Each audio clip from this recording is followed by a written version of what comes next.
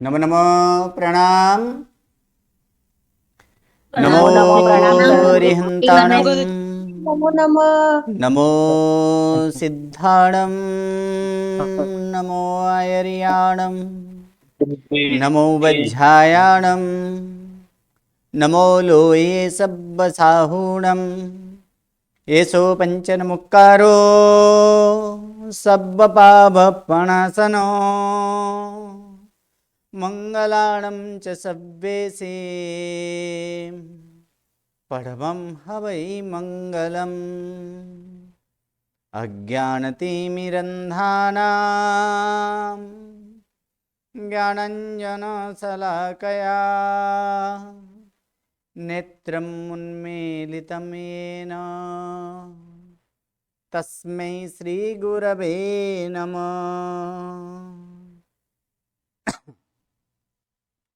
परम पूज्य पूज्यपाद कलिकाल सर्वज्ञ हेमचंद्र सूरसर जी महाराजा के द्वारा विरचित सिद्ध हेम शब्दानुशासन नामक व्याकरण ग्रंथ और इसी व्याकरण ग्रंथ से उद्धरित पंडित वर्य शिवलाल जी द्वारा रचित हेम संस्कृत प्रवेशिका प्रथमा, मध्यमा और उत्तमा, ऐसे 3 विभागों से विभाजित हेम संस्कृत प्रवेशिका और इसी हेम संस्कृत प्रवेशिका प्रथमा और प्रथमा के ये प्रथम प्रकरण अर्थात क्रियापद प्रकरण और क्रियापद प्रकरण में यहाँ पर हम देख रहे हैं कि क्रियापद प्रकरण जो है क्रियापद की सिद्धि अलग अलग यानी क्रियावाचक शब्द को धातु कहा जाता है। 4 प्रकार के शब्द है। इन 4 प्रकार के शब्दों में चौथा नंबर का शब्द जो है क्रियावाचक शब्द और इसी क्रियावाचक शब्द का नाम ही या तो क्रियावाचक शब्द को ही धातु कहा गया है और ऐसे धातुएं लगभग ऐसे माना जाता है कि 2000 या 2000 से अधिक ऐसे धातुएं हैं और इन धातु समुदाय को ये धातु जो है उनके धातु के समुदाय जो है उन धातु समुदाय को गण कहा गया है अर्थात धातुओं का जो ग्रुप होता है तो ऐसे 10 विभागों से उसे विभाजित किया गया है और उसी ग्रुप को ही गण कहा गया है। तो ऐसे 10 गण हैं और उन 10 गणों में हम प्रथमा के अभ्यास कर रहे हैं ताकि ये चूंकि ये प्रथमा में अभी सिर्फ 4 ही गण सीखेंगे और वो 4 गण कौन से, तो प्रथम गण, चतुर्थ गण, षष्ठम गण और दशम गण। अब तक प्रथम गण, चतुर्थ गण और षष्ठम गण हम लोग देख चुके हैं। उनकी क्रियापद जो है वो क्रियापद की सिद्धि हम कर चुके हैं। क्रियापद कल भी एक बार बताए थे। क्रियापद अर्थात क्रिया को सूचित करने वाला जो पद है उसे ही क्रियापद कहा जाता है। क्रिया और क्रियापद ये दोनों अंतर है, एक नहीं है। जैसे कि खाना ये क्रिया हुआ, जाना क्रिया हुआ, रोना क्रिया हुआ, पूजा करना क्रिया है, पढ़ना क्रिया है, लिखना क्रिया है, ये सारी क्रियाएं हैं। लेकिन खा रहा हूं, जा रहा हूं, जा रहे हो, जा रहे हैं, तो ये सब जो है हूं, हो, है, था, थी, थे, ये सारे जो है ना, जब ये सब जब लगाया जाता है क्रिया के साथ तब वो क्रियापद बन जाता है। अर्थात इससे ही पता चलता है कि क्रिया को करने वाले कौन है। अर्थात क्रिया को सूचित कर यानी क्रिया को सूचित किया जाता है कि क्रिया को दर्शाया जाता है कि क्रिया को दर्शाने वाला पद या तो क्रिया को सूचित करने वाला जो पद है उसी का नाम क्रियापद है। और ऐसे वर्तमान काल में परस्मैपदी धातु के 9 क्रियापद है। 9 इसलिए क्योंकि पुरुष 3 है, उत्तम पुरुष, मध्यम पुरुष और अन्य पुरुष। ये तो हर एक भाषा में ऐसे 3 पुरुष तो मिलते ही हैं। लेकिन संस्कृत एक ऐसी भाषा है जिसमें वचन 3 वचन होते हैं,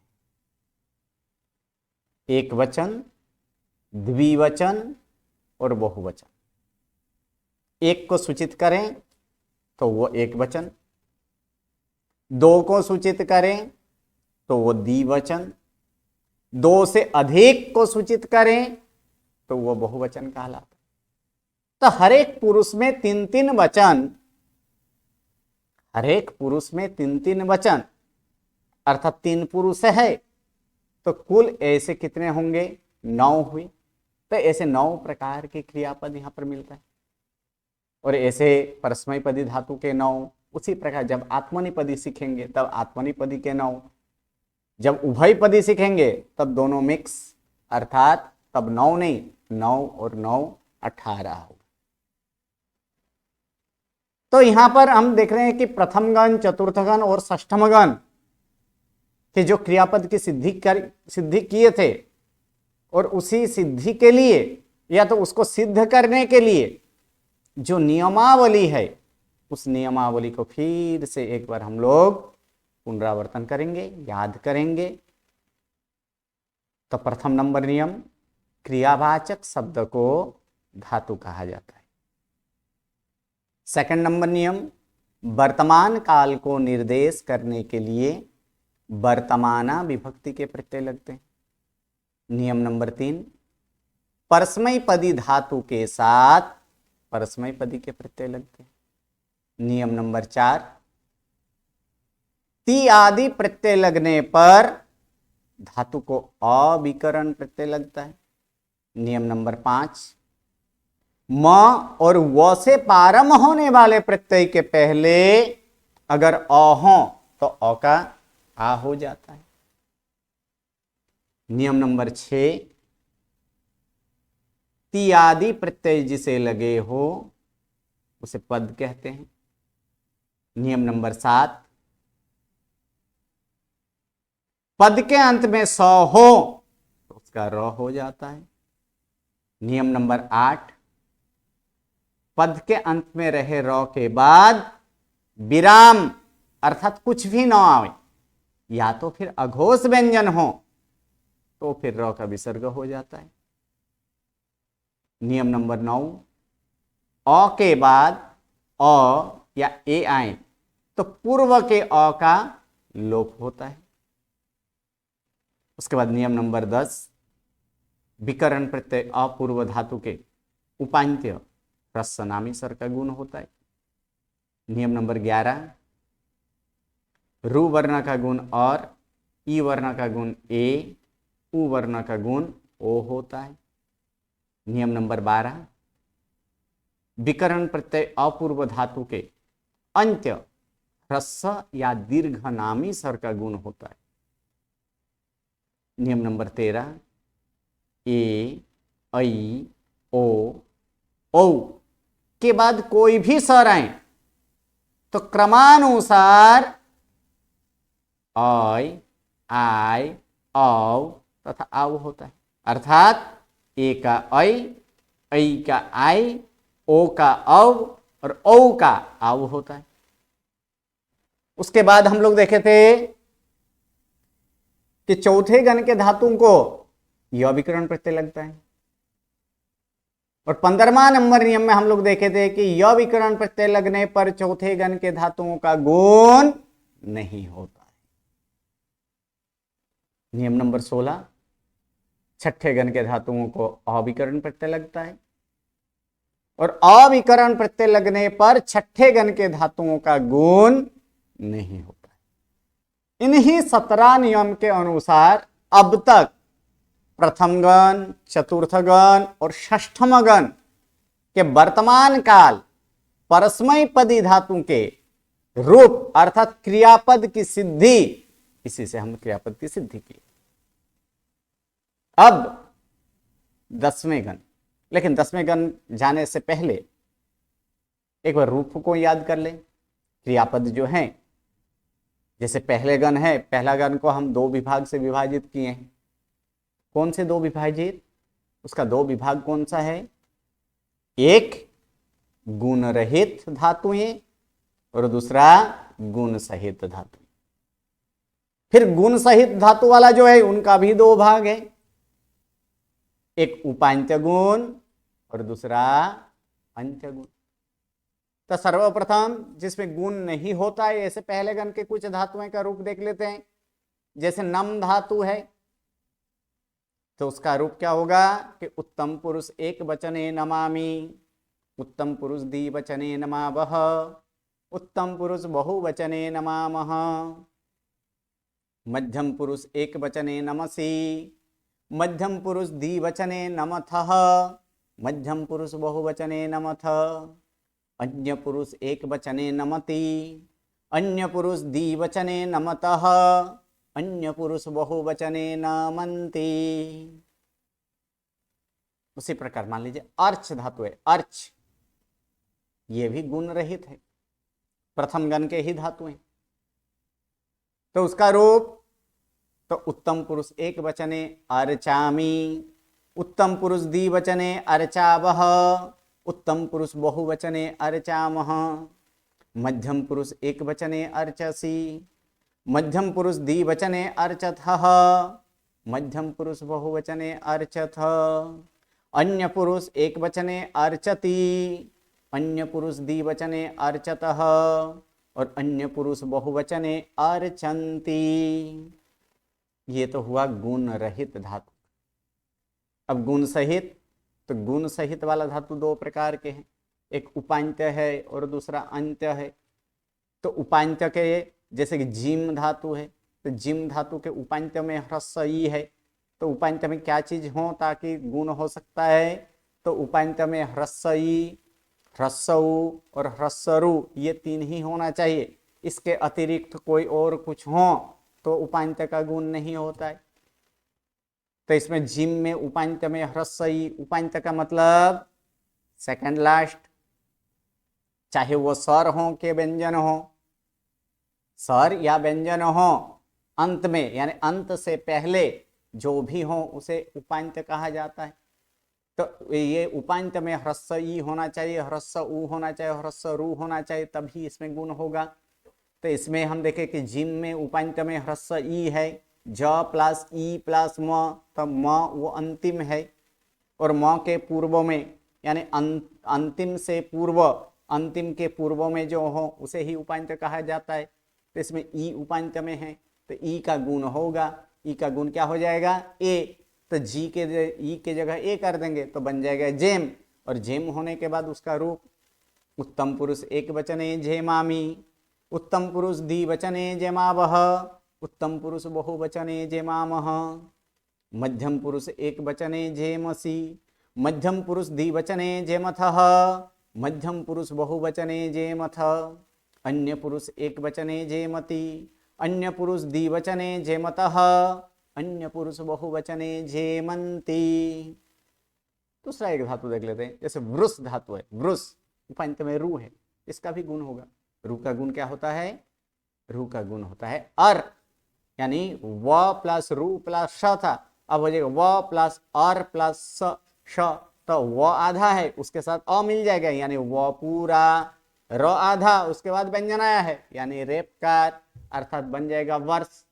तो उत्तम पुरुष एक वचने वर्षामि, उत्तम पुरुष द्विवचने वर्षावः, उत्तम पुरुष बहुवचने वर्षामः, मध्यम पुरुष एक वचने वर्षसि, मध्यम पुरुष द्विवचने वर्षथः, मध्यम पुरुष बहुवचने वर्षथ, अन्य पुरुष एक वचने वर्षति, अन्य पुरुष द्विवचने वर्षतः, अन्य पुरुष बहुवचने वर्षन्ति।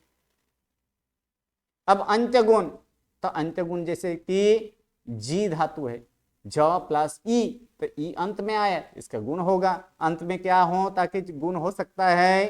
तो अंत में ह्रस्व ई या तो दीर्घ ई, ह्रस्व उ या दीर्घ उ, ह्रस्व रु या दीर्घ रु, अगर अंत में हो तो उसमें अंत्य गुण होता है वहां, तो इसमें ह्रस्व ई है तो इसका गुण होगा।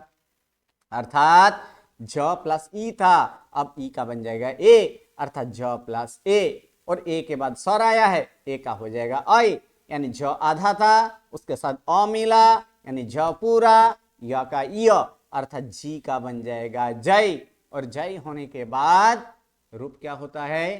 तो उत्तम पुरुष एक वचने जयामि, उत्तम पुरुष द्विवचने जयावः, उत्तम पुरुष बहुवचने जयामः, मध्यम पुरुष एक वचने जयसि, मध्यम पुरुष द्विवचने जयथः, मध्यम पुरुष बहुवचने जयथ, अन्य पुरुष एक वचने जयति, अन्य पुरुष द्विवचने जयतः, अन्य पुरुष बहुवचने जयंती। दूसरा एक धातु ले लेते हैं, जैसे भू धातु है, इसमें दीर्घ ऊ है अंत में, इसका भी गुण होगा, तो ऊ का गुण होगा ओ के बाद सर अर्थात ओ का अव, भ आधाता, अमिला यानी भ पूरा, और व यानी भू का बन गया भव, और भव होने के बाद उत्तम पुरुष एक वचने भवामी, उत्तम पुरुष द्विवचने भवावह, उत्तम पुरुष बहुवचने भवामह, मध्यम पुरुष एक वचने भवसी, मध्यम पुरुष द्विवचने भवथः, मध्यम पुरुष बहुवचने भवथ, अन्य पुरुष एक वचने भवति, अन्य पुरुष द्विवचने भवतः, अन्य पुरुष बहुवचने भवन्ति। इस प्रकार प्रथम गण के धातुएं और उसके क्रियापद इस प्रकार से हुआ। अब चौथे गण, तो चौथे गण के धातु को कौन सा विकरण प्रत्यय लगता है? अभी अभी हम लोग देखे य विकरण प्रत्यय, और य विकरण प्रत्यय लगने पर उसमें गुण नहीं होता है, वो भी हम लोग देखे। य विकरण प्रत्यय तो लगता है, लेकिन य विकरण प्रत्यय लगने पर उसमें गुण नहीं होता है। तो गुण नहीं होता है तो यहाँ पर कोई गुण वाला विभाग यहाँ पर आएगा नहीं, सीधा सीधा चलेगा। निर्गुण है ये सारे, अर्थात गुण रहित है। तो किस प्रकार से रूप होगा? जैसे कुप धातु है, तो कुप धातु का तो उत्तम पुरुष एक वचने कुप्यामी, उत्तम पुरुष द्विवचने कुप्यावह, उत्तम पुरुष बहुवचने कुप्यामह, मध्यम पुरुष एक वचने कुप्यसी, मध्यम पुरुष द्विवचने कुप्यथः, मध्यम पुरुष बहुवचने कुप्यथ, अन्य पुरुष एक वचने कुप्यति, अन्य पुरुष द्विवचने कुप्यतः, अन्य पुरुष बहुवचने कुप्यन्ति। दूसरा एक धातु ले लेते हैं, नस धातु। तो नस धातु का ये भी चौथे गण के हैं, तो चौथे गण के हैं तो इधर किस प्रकार से होगा? तो उत्तम पुरुष एक वचने नश्यामि, उत्तम पुरुष द्विवचने नश्यावह, उत्तम पुरुष बहुवचने नश्यामः, मध्यम पुरुष एक वचने नश्यसि, मध्यम पुरुष द्विवचने नश्यथः, मध्यम पुरुष बहुवचने नश्यथ, अन्य पुरुष एक वचने नश्यति, अन्य पुरुष द्विवचने नश्यतः, अन्य पुरुष बहुवचने नश्यन्ति। अब आते हैं छठे गण। तो छठे गण के धातुओं को कौन सा विकरण प्रत्यय लगता है? तो छठे गण के धातुओं को अविकरण प्रत्यय लगता है। लेकिन पहले गण में भी अ लगा, ये छठे गण में भी अ लगा है, लेकिन अ लगने के बावजूद भी उसमें गुण नहीं होता है। अविकरण प्रत्यय लगने पर छठे गण के धातुओं को गुण नहीं होता है, इसलिए ये गुण वाला विभाग को छोड़ ही देंगे। अर्थात जैसे मिल धातु है, तो मिल धातु का रूप क्या होगा? तो उत्तम पुरुष एक वचने मिलामी। अगर इसमें गुण होता तो फिर क्या हो जाता? असभ्य रूप बन जाता, जो वो सभ्य रूप नहीं है, मेलामी होता। मेलामी कोई रूप है ही नहीं, इसलिए इसमें गुण नहीं होता, इसलिए छठे गण के धातुओं को, इसलिए छठे गण के धातुओं का रूप क्या होगा? उत्तम पुरुष एक वचने मिलामी, उत्तम पुरुष द्विवचने मिलावह, उत्तम पुरुष बहुवचने मिलामह, मध्यम पुरुष एक वचने मिलसी, मध्यम पुरुष द्विवचने मिलथः, मध्यम पुरुष बहुवचने मिलथ, अन्य पुरुष एक वचने मिलति, अन्य पुरुष द्विवचने मिलतः, अन्य पुरुष बहुवचने मिलन्ति। दूसरा एक धातु ले लेते हैं, सृज धातु। सर्जन करना, रचना, बनाना, ये भी छठे गण के धातु, इसमें भी गुण नहीं होगा। अर्थात उत्तम पुरुष एक वचने सृजामि, उत्तम पुरुष द्विवचने सृजावह, उत्तम पुरुष बहुवचने सृजामः, मध्यम पुरुष एक वचने सृजसि, मध्यम पुरुष द्विवचने सृजथः, मध्यम पुरुष बहुवचने सृजथ, अन्य पुरुष एक वचने सृजति, अन्य पुरुष द्विवचने सृजतः, अन्य पुरुष बहुवचने सृजन्ति। इस प्रकार प्रथम गण, चतुर्थ गण और षष्ठम गण के क्रियापद हम देखें। अब जो प्रारंभ होने वाला है वो है दसम गण। दसम गण यानी 10वें गण। तो 10वें गण की विशेषता क्या है उसको पहले से हम समझेंगे, उसके बाद आगे जाकर उसके क्रियापद की सिद्धि करेंगे। तो प्रथमतः ये 10वें गण के जो धातु हैं, ये छठे गण के बाद यहां पर दिया गया कि 10वां गण। तो 10वां गण में एक विशेषता ये है कि वो अपना प्रत्यय लेकर चलता है। तो प्रश्न आता है क्या विकरण प्रत्यय नहीं लगता है? लगता है। विकरण प्रत्यय तो लगाना ही लगाना है, लेकिन उसके बावजूद उनका एक प्रत्यय है। जैसे कहीं कहीं बड़े बड़े मिनिस्टर हों, अभिनेताएं हों, या तो महान व्यक्ति हों, राजा आदि हों, तो वो क्या करते हैं कि जहां पर जिस जगह पे जाते हैं वहां की तो सिक्योरिटी तो वो तो होते ही है, फिर भी अपने सिक्योरिटी लेकर भी चलते हैं, अपने बॉडीगार्ड लेकर भी चलते हैं।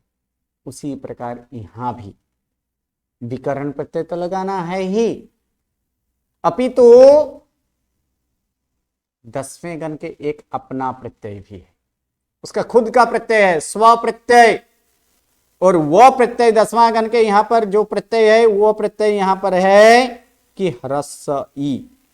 ये ई जो है ये ई एक प्रत्यय लगता है 10वें गण के धातुओं को, अपना प्रत्यय है। अर्थात ये हुआ कि जहां जहां 10वां गण के धातुएं वहां वहां ई, कोई भी 10वें गण के धातु हो उनके साथ ई तो लगना है ही। अब ये ई का काम क्या है? ये 10वें गण के ई का ये अपना ई प्रत्यय, ये ई प्रत्यय लगता है, तो इसका काम क्या है? तो इसको भी हम संक्षेप में यहां पर देखेंगे कि इसका काम क्या करना है, वो भी यहां पर देखेंगे कि 10वें गण के ई प्रत्यय तो लगता है। अब ई प्रत्यय लगने पर अब दूसरा नियम ऐसे ही याद रखना है, ई प्रत्यय लगने पर ई के कारण क्या होता है? ई के कारण गुण होता है। ई के कारण क्या हो सकता है? तो ई के कारण गुण हो सकता है। किसका गुण हो सकता है? तो गुण किसका होता है? तो गुण हमेशा धातु का ही होता है। इतना ध्यान रखना कि गुण धातु का ही होगा, प्रत्यय का गुण नहीं। तो इसमें ई के कारण गुण होगा, तो ई के कारण गुण होगा कहां पर? तो वो जो गुण हम देखे थे कि गुण कितने प्रकार के हैं? तो गुण 2 प्रकार के हैं गुण, एक उपांत्य गुण और दूसरा अंत्य गुण। तो उपांत्य, उसी प्रकार उपांत्य में क्या हो? उपांत्य अर्थात सेकंड लास्ट। तो सेकंड लास्ट में क्या हो ताकि गुण हो सकता है? तो सेकंड लास्ट में ह्रस्व नामी सर, यानी ह्रस्वई, ह्रस्व और ह्रस्वरु।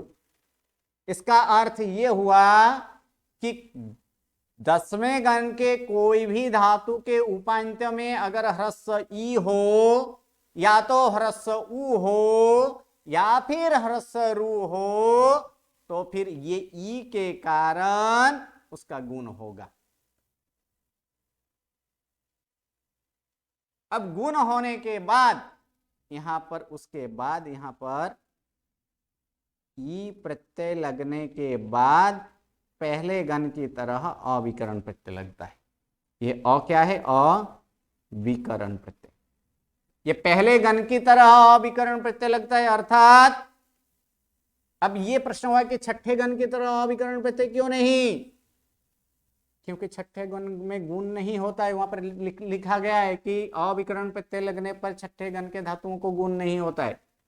इसका अर्थ यह है कि अविकरण प्रत्यय जब लगे तब इसमें गुण होगा। अब गुण किसका करना है? एक बार तो गुण तो कर चुके हैं। किसका गुण कर चुके हैं? तो इसमें गुण जो है धातु का गुण तो कर चुके हैं। अब धातु का तो गुण तो हो चुका है। अब अविकरण किसका गुण करेगा? तो ये ई जो है ना, ये ई इस ई का गुण करेगा। अ के कारण ई का गुण होगा। बस इतना ही 10वें गण में खास याद रखना है। प्रथम नंबर कि 10वें गण के धातुओं को अपना ई प्रत्यय लगता है। सेकंड नंबर, ई प्रत्यय लगने पर 10वें गण के धातुओं के उपांत्य ह्रस्व नामी सर का गुण होता है। और तीसरा नंबर, विकरण प्रत्यय अ के कारण ई का गुण होगा। ये 3 हमें 10वें गण के लिए ध्यान रखना है। अब ये गुण वाला है, तो ऐसे 10वें गण के धातु कितने हैं, किस प्रकार के हैं, कितने प्रकार के? जैसे पहले गण के धातु हम लोग देखे कि 2 प्रकार के। कौन कौन से 2 प्रकार? एक प्रथम नंबर गुण रहित और दूसरा नंबर गुण सहित। लेकिन यहां पर दो नहीं, यहां पर हम 3 प्रकार करेंगे। 10वें गण के धातु यहां पर हम 3 प्रकार के कर देंगे। किस प्रकार वो भी यहां पर देखते हैं। लेकिन गुण किसका होगा? 10वें गण के धातुओं का गुण अगर उपांत्य में ह्रस्व ह्रस्व ह्रस्वरू हो तो फिर उसका गुण होगा। मान लीजिए कोई ऐसे धातु है 10वें गण के जिसमें गुण नहीं होता है तो फिर नहीं करना है। अगर गुण होने का प्रसंग आता हो, अगर गुण होने का प्रसंग का मतलब अगर गुण होने का उसमें संभावित हो, उसमें संभावना हो, तो फिर गुण करना अनिवार्य है। अगर गुण की कोई संभावना ही नहीं है, गुण की संभावना कब ना हो? जब उपांत्य में ह्रस्व ई, ह्रस्व उ और ह्रस्व रू को छोड़कर अन्य कोई भी वर्ण हो, अर्थात अन्य कोई भी अक्षर हो। दीर्घ ई है तो उसमें गुण होगा? नहीं होगा। ए हो तो गुण होगा? नहीं होगा। व्यंजन मान लीजिए न हो तो गुण होगा? नहीं होगा। जैसे कि एक धातु यहां पर मैं लिखता हूं, ये धातु लिखा गया चिंत। बोलिए चिंत धातु का उपांत्य में क्या है? चलिए अनम्यूट कर देते हैं सभी को। चिंत धातु के उपांत्य में क्या है? आधा न हलन न हलन आधा न न। आधा न वाला आएगा। सही बात है, आधा न। कैसे ऐसे कैसे पहचान ले कि ये चिंत धातु क्या आधा न आता है? तो उसका विश्लेषण कर देना। विश्लेषण करेंगे तो क्या होगा? च प्लस ई प्लस न प्लस तो करेंगे तो चिंत बनेगा कि नहीं? तो बन गया। अब इसका विश्लेषण करने के बाद हमें पता लगाना है कि उपांत्य का मतलब अभी अभी क्या बोले कि सेकंड लास्ट। तो सेकंड लास्ट यानी अंतिम से पूर्व। तो अंतिम में क्या आया था? तो आया था। तो के पूर्व में क्या है? नौ है। तो नौ कैसे है? स्वर है कि व्यंजन है? व्यंजन है। स्वर नहीं है। तो नौ कैसे है? नौ व्यंजन है। और नौ व्यंजन होने के बाद तो नौ का गुण होता है? नहीं। किसका गुण होगा? ये सेकंड लास्ट में ये 3 चीज होना चाहिए, ह्रस्व ई, ह्रस्व उ या तो फिर ह्रस्व रू। ये 3 अगर ये सेकंड लास्ट में हो, यहां पर हो, अंत के पूर्व में हो, तो फिर इसमें गुण होगा। तो इसमें चिंत धातु में गुण होगा? नहीं होगा। लेकिन दूसरा यही है कि यहाँ पर एक मैं धातु ले लेता हूं। जैसे कि यहाँ मैं एक धातु लिखता हूं चूर। जैसे चूर, ये भी 10वें गण के धातु है। तो इसका गुण होगा कि नहीं? होगा। कैसे होगा? तो इसका विश्लेषण कर देते हैं। चलिए च प्लस उ प्लस र। अब देखिए सेकंड लास्ट में क्या आया है? हर्ष उ आ गया है, चूर। तो इसका गुण होगा कि नहीं? तो गुण होगा। इसमें गुण होगा। अर्थात यही बताया गया है कि इस प्रकार अगर देखा जाए कि 10वें गण के सर्वप्रथम, फिर से एक बार ये यहां पर बता दें, कंप्लीट कर दें या तो खुलासा कर दें कि 10वें गण के धातुओं को अपना ई प्रत्यय लगता है। ई के कारण धातु का गुण होता है और गुण होने के बाद विकर्ण प्रत्यय लगाया जाता है। अब मान लीजिए जहां पर गुण नहीं होता है तो वहां पर ई लगने के बाद डायरेक्ट हम विकर्ण प्रत्यय लगाएंगे। विकर्ण प्रत्यय क्या है? तो विकर्ण प्रत्यय अ ही है। और कौन सा अ? तो अ तो हम दो अ देखें। एक पहले गण के अ भी देखें और यहाँ पर छठे गण के भी अ देखें। तो ये छठे गण की तरह नहीं करना है। किसकी तरह करना है? पहले गण की तरह अविकर्ण प्रत्यय लगता है। और अविकर्ण प्रत्यय लगने के बाद जो ई है तो ई का भी गुण होता है।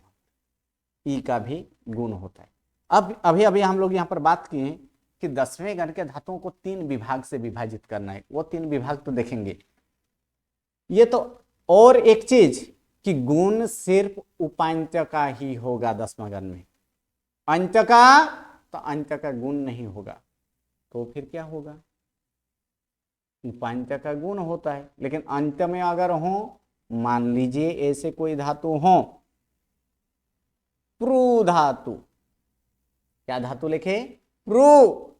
तो इसके तो अंत में क्या है? इसको विश्लेषण कीजिए। प प्लस क्या आएगा? दीर्घरू। तो ये तो दीर्घरू, तो इसका गुण होगा कि नहीं? तो यहां पर बोला गया कि नहीं, इसका गुण नहीं होता है। अंत में हो तो गुण नहीं करना है, तो फिर क्या करना है, वहां पर वृद्धि करनी है।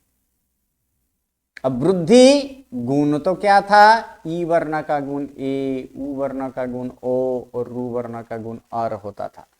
तो वृद्धि में क्या होगा, तो वृद्धि के लिए भी यहां पर दिखा देते हैं, ई वर्ण का अर्थात ह्रस्व ई या तो फिर दीर्घ ई हो, उसकी वृद्धि हो जाएगी ऐ, और उ वर्ण जो है ह्रस्व उ या तो फिर दीर्घ उ हो तो उसकी वृद्धि होगी ओ, और ह्रस्व रू या तो फिर दीर्घ रू अगर हो तो उसकी वृद्धि होगी आर। ये इतनी वृद्धि है और एक चीज की वृद्धि होती है, लेकिन ये 6 में से कोई भी अगर अंत में हो तो वहां पर 10वें गण में गुण नहीं होता है, वहां पर क्या करनी होती है, वहां पर वृद्धि होती है। अब ई का ई वर्ण की वृद्धि ऐ, अब वहां पर ई की जगह ऐ हो जाएगा। जैसे जैसे अभी देखें यहां पर रू है तो रू का वृद्धि क्या होगा, वहां पर आर हो जाएगा, रू की वृद्धि आर होती। और एक जगह पे वृद्धि होती है, कहां पर, अगर उपांत में अ हो, कोई धातु के 10वें गण के धातु हो जिनके उपांत अर्थात सेकंड लास्ट, और सेकंड लास्ट में अगर अ हो तो उसकी भी वृद्धि होती है। वृद्धि 4 यानी कितने की, 7 की वृद्धि है। कौन सी, प, ई वर्ण, उ वर्ण और रू वर्ण। अब ई वर्ण बोले तो ई वर्ण में कितने अक्षर आता है, 2। कौन से, ह्रस्व ई दीर्घ ई। उ वर्ण बोले तो उ वर्ण में कितने अक्षर आता है, 2। कौन से, ह्रस्व उ और दीर्घ उ। रू वर्ण बोला जाए तो रू वर्ण बोले तो कितने अक्षर आएगा, 2, ह्रस्व रू और दीर्घ रू। तो देख लीजिए 3 ह्रस्व और 3 दीर्घ यानी कितने हो गए, 6 और एक अ 7। ये 7 की वृद्धि होती है। अ की वृद्धि आ, अब ये एक नया याद रखना है, अ की वृद्धि आ, ई वर्ण की वृद्धि ऐ, उ वर्ण की वृद्धि औ और रू वर्ण की वृद्धि आर होती है। ये हमें ध्यान रखना है। यानी अब आपको पता चल गया कि किस प्रकार ये 10वें गण के धातुओं को 3 विभाग से विभाजित हो गए। कौन से 3 विभाग, चलिए यहां पर कर देते हैं 10वें गण। ये 10वें गण के ये धातु हैं, इसका 3 विभाग हुआ। एक गुण रहित,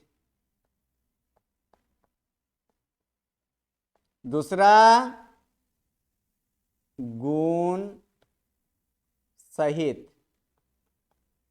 तीसरा वृद्धि सहित।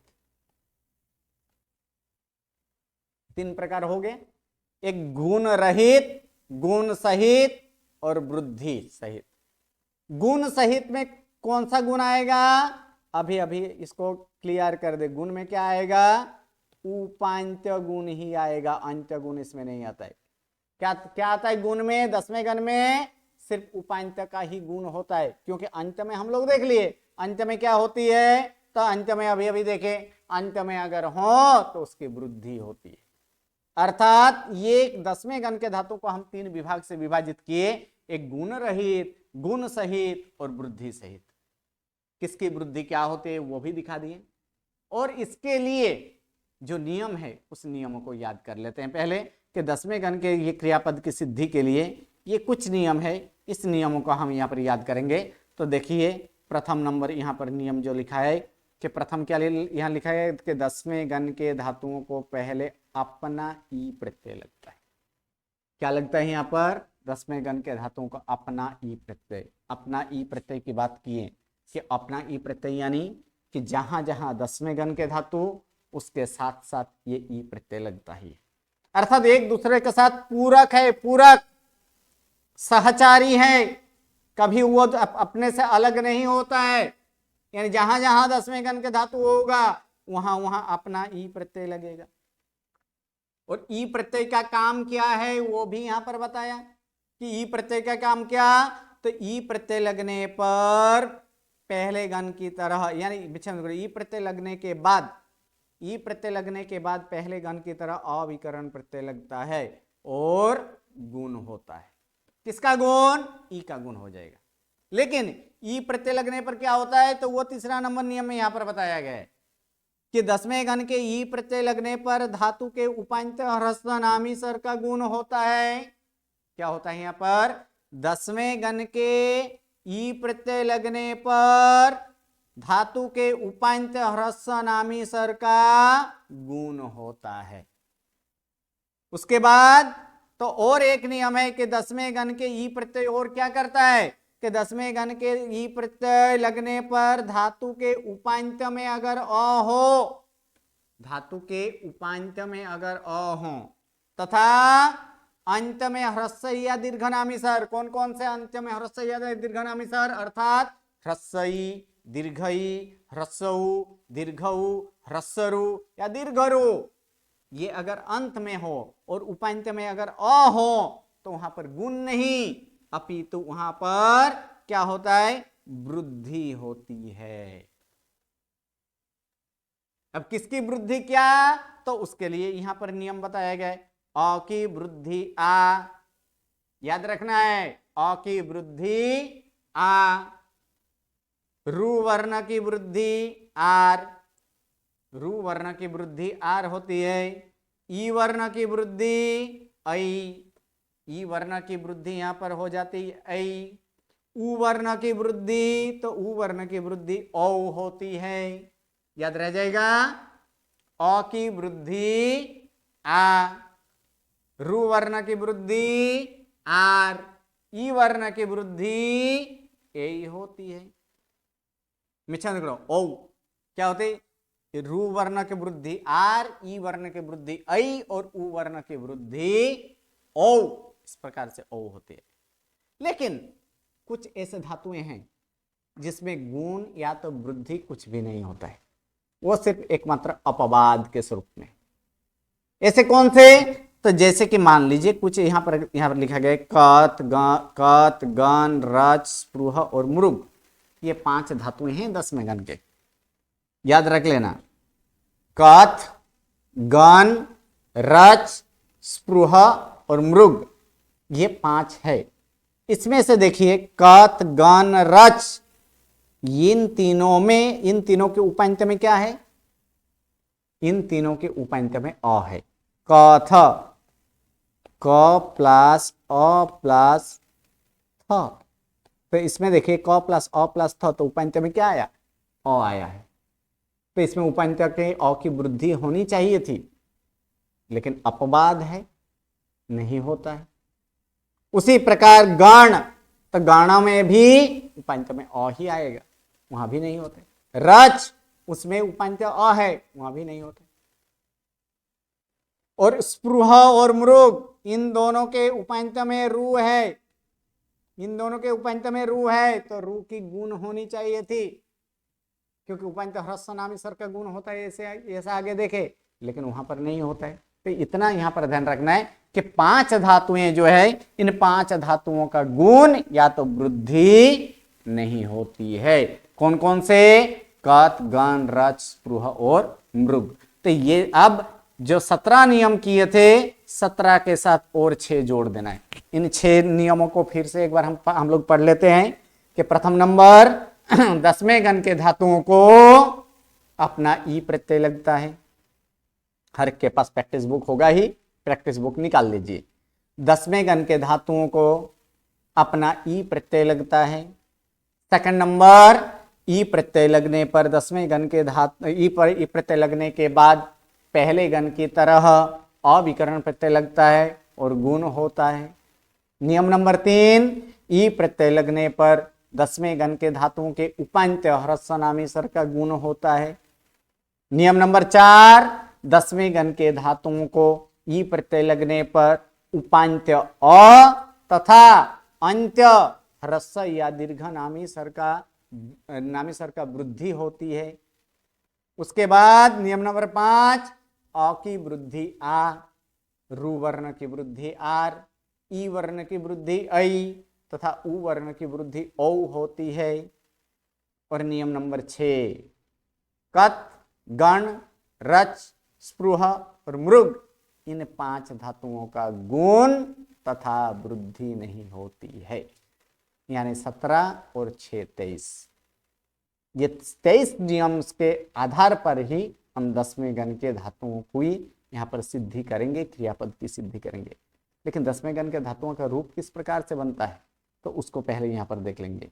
एक धातु है कि चिंत धातु है, उसका रूप इस प्रकार से हुआ है कि चिंतयामी, चिंतयावह, चिंतयामह, अर्थात उत्तम पुरुष एक वचने चिंतयामी, उत्तम पुरुष द्विवचने चिंतयावह, उत्तम पुरुष बहुवचने चिंतयामह, मध्यम पुरुष एक वचने चिंतयसि, मध्यम पुरुष द्विवचने चिंतयथः, मध्यम पुरुष बहुवचने चिंतयथ, अन्य पुरुष एक वचने चिंतयति, अन्य पुरुष द्विवचने चिंतयतः, अन्य पुरुष बहुवचने चिंतयन्ति। फिर से एक बार रिपीट करते हैं। उत्तम पुरुष एक वचने चिंतयामि, उत्तम पुरुष द्विवचने चिंतयावह, उत्तम पुरुष बहुवचने चिंतयामः, मध्यम पुरुष एक वचने चिंतयसि, मध्यम पुरुष द्विवचने चिंतयथः, मध्यम पुरुष बहुवचने चिंतयथ, अन्य पुरुष एक वचने चिंतयति, अन्य पुरुष द्विवचने चिंतयतः, अन्य पुरुष बहुवचने चिंतयन्ति। इस प्रकार यहाँ पर ये रूप है जो कि गुण रहित। तो गुण रहित जितने भी धातु हैं उन धातुओं का रूप तो याद कर लेना। कल देखेंगे गुण सहित और वृद्धि सहित इन सब का रूप किस प्रकार से होता है, और उसके बाद ही हम क्रियापद की सिद्धि करेंगे। चलिए, किसी का कोई प्रश्न हो तो 2-5 मिनट जो टाइम है इसमें प्रश्न हम ले लेते हैं। जो भी जिसका प्रश्न हो वो एक करके। A9, हाँ जी बोलिए। A9 क्या प्रश्न है आपका? प्रणाम सर। हाँ जी। सर ये जो हमने किया चिंतयामी, तो इसमें यह विकरण नहीं लगा, ऐसा मुझे लग रहा है कि य क्योंकि विकरण नहीं इसको लगाया है तो भी य तो, क्यों तो आया इस उसकी हम तो फिर सिद्धि इसको करेंगे। चिंतामी कर सकते हैं ना हम सर। चिंतामी चिंतामी, नहीं है। चिंता वह, तो यह में क्यों यह यहाँ पे ऐड करने का या यह लगाने का क्या वो य विकरण? कोई लगाया नहीं है, य विकरण क्योंकि लगता नहीं है। धातु तो हमारा चिंत है ना सर। धातु तो चिंत है, सही बात है, धातु चिंत तो है, लेकिन वो तो चिंतामी हाँ होना चाहिए हाँ, था ना सर। सुन लीजिए पहले। ये जी इसी की मिच्छामी दुक्कड़म, इसके लिए तो मिच्छामी इसी को हम सिद्ध करना है कि चिंत धातु है लेकिन चिंतयामी उसका रूप हो जाता है। क्यों होता है वो तो हम देखेंगे। पहला अभी अभी क्या बोले, चिंत धातु कौन से गण के धातु है? 10वें घंटे। 10वें गण। जहां जहां 10वें गण के धातु वहां वहां विकरण प्रत्यय क्या लगेगा? अपना प्रत्यय क्या है उसका? ई। ई लगेगा। उसके बाद विकरण प्रत्यय क्या लगेगा?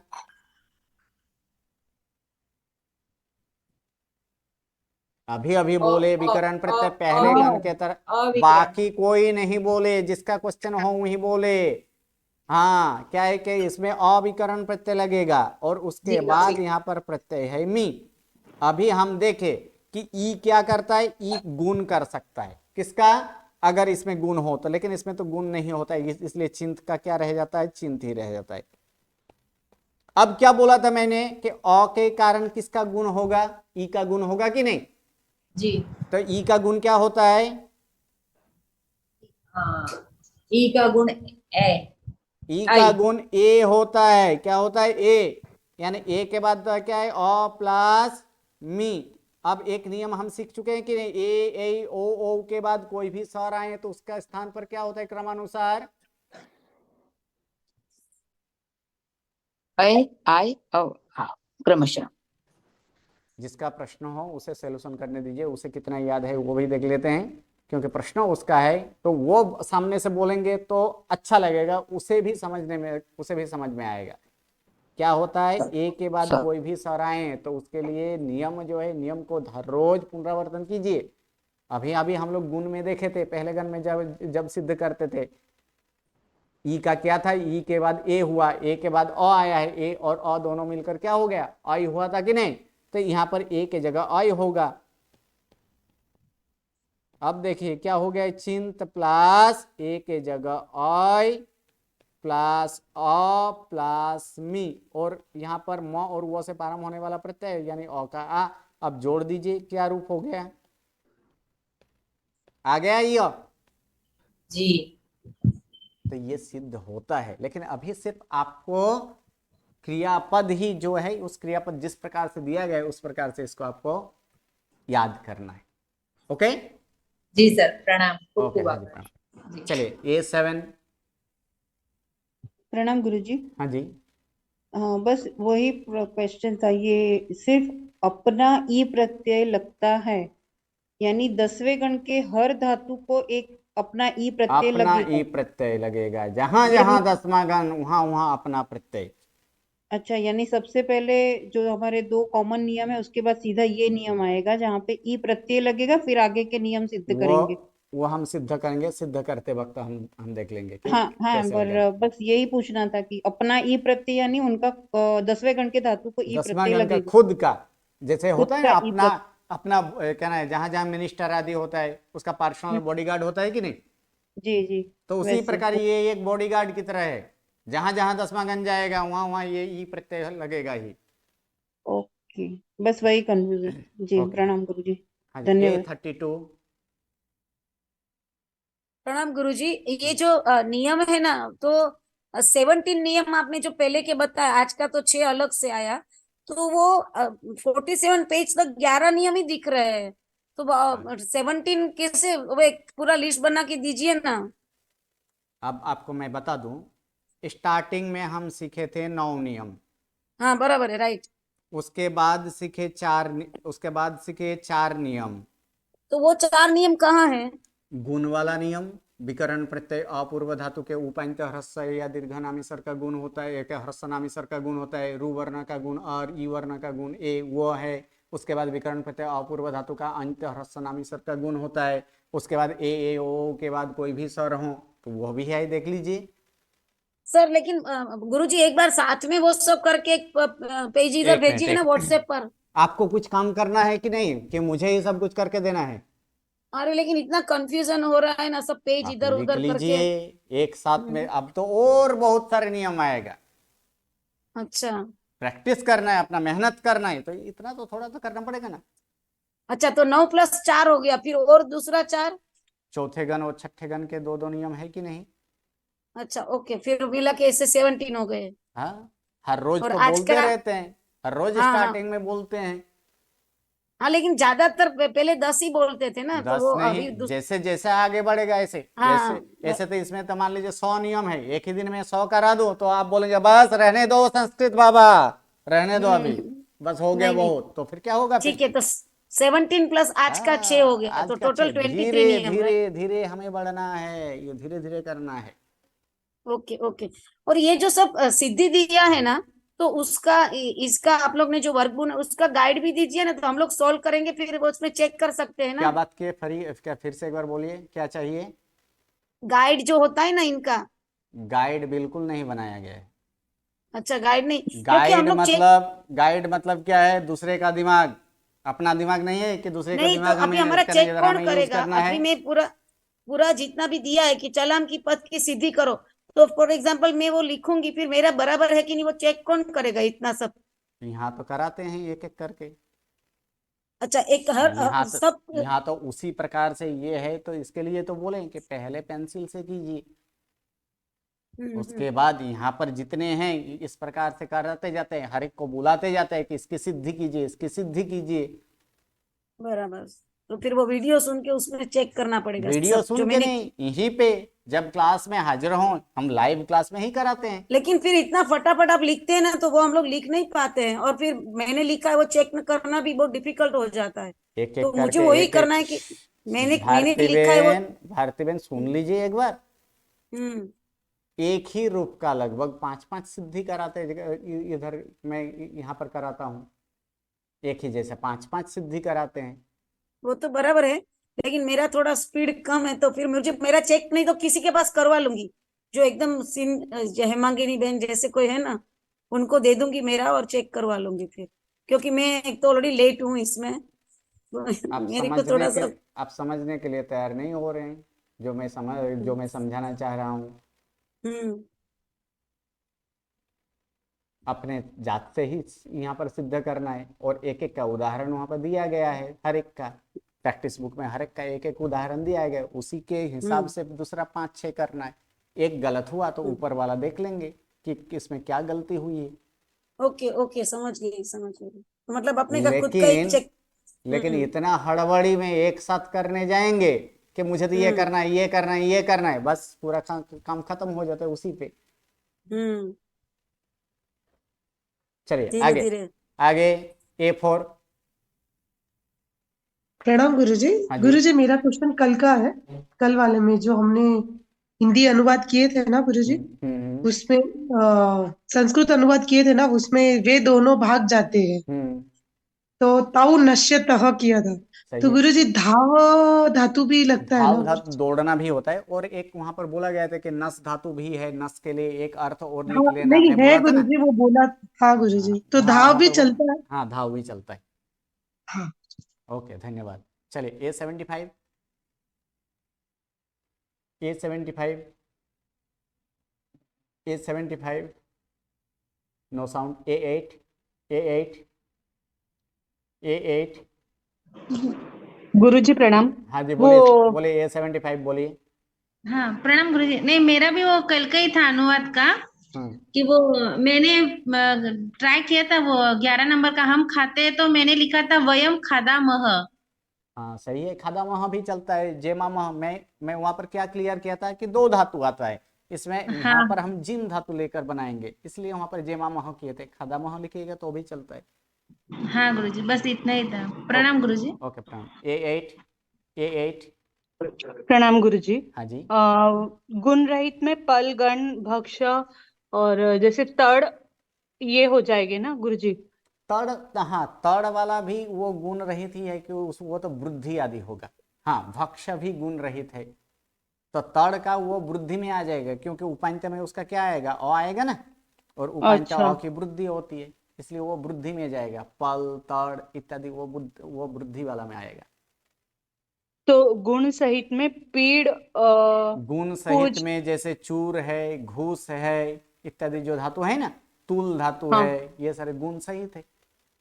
अच्छा। और वृद्धि सहित में प्रू, जिसमें हाँ, जिसमें प्रू है, भेद, एक एक धातु आया था,त्रु धातु है, लगभग त्रू धातु है यहाँ पर। आगे धातु है यहाँ पर मिलेगा, जिसमें जिसके अंत में ह्रस्व या दीर्घनामेश्वर हो उसकी वृद्धि होगी, या तो फिर उपांत में अ हो, जैसे पल धातु है, तड़ धातु है, ये सारे कैसे हैं, तो ये सारे वृद्धि वाला है। अच्छा, ठीक है गुरुजी। ओके। A3। प्रणाम सर। सर आपने जो पहले अभी जो एग्जाम्पल दिया था उसमें ई का ए हो जाता है, तो वो पहले वाला में पहले वाला जो गुण है, रूल नंबर 11 के ई का ए हो जाता है, वही आता है ना उसमें? हाँ जी, गुण गुण वो सबके लिए है, वो नियम सबके लिए है, अच्छा, छठे के लिए कि पहले के लिए ऐसा कुछ नहीं, सबके 10वीं लिए के लिए? वो सर्व सामान्य नियम है। जहां भी गुण होगा, गुण जब बोला जाए तब ई वर्ण का गुण ए ही होता है, उ वर्ण का गुण ओ ही होता है, रु वर्ण का गुण और ही होता है। Okay, thank you. ओके, और चलिए उसके बाद A84। A84। A84। प्रणाम सर। हाँ जी।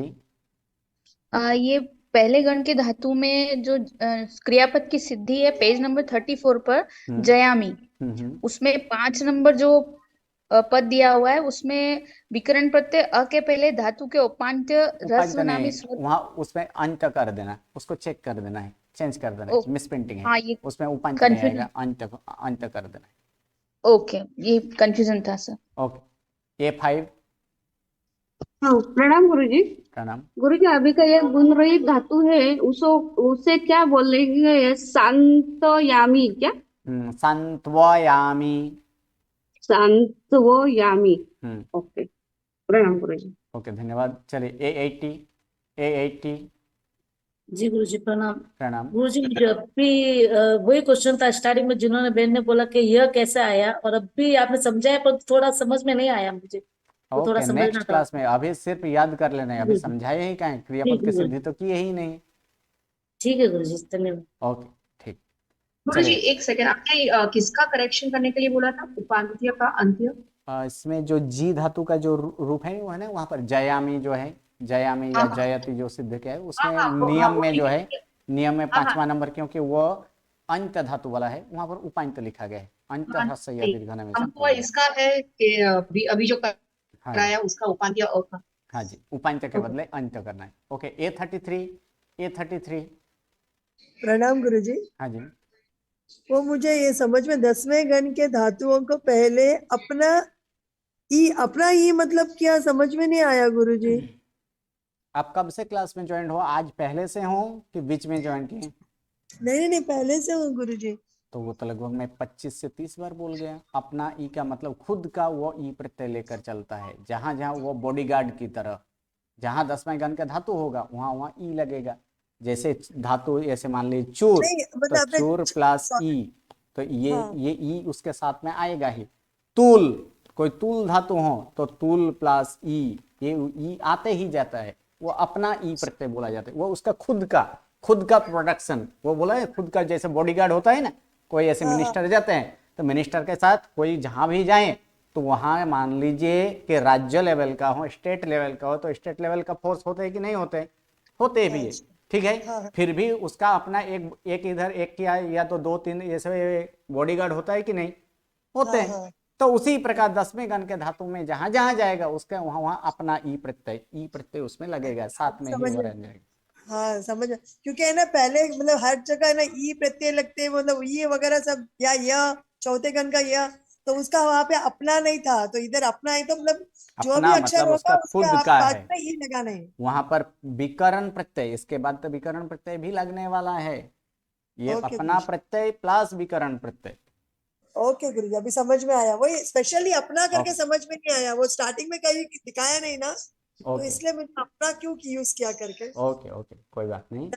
हाँ, क्वेश्चन तो होना चाहिए, हर एक को क्वेश्चन होना चाहिए कि क्यों ऐसे हो रहा है, क्यों नहीं हो रहा है, ऐसे हर एक के मन में होना चाहिए। जिज्ञासा बहुत ही जरूरी है। चलिए A77। धन्यवाद गुरुजी। A77 जी प्रणाम गुरुजी। गुरुजी यानी कि फिर वो चिंती चूरी ऐसा होगा ना? सही है। ओके, तो मतलब वो अपन ऐसे भी लिख सकते हैं जी गुरुजी, चूरी प्लस मतलब ऐसा। हाँ, वो लिखा जाएगा। वो हम सिद्धि जब करेंगे ना तब देखेंगे। जी गुरुजी, प्रणाम गुरुजी। ओके, चलिए नमो नमः, प्रणाम गुरुजी। प्रणाम गुरुजी, नमो नमः।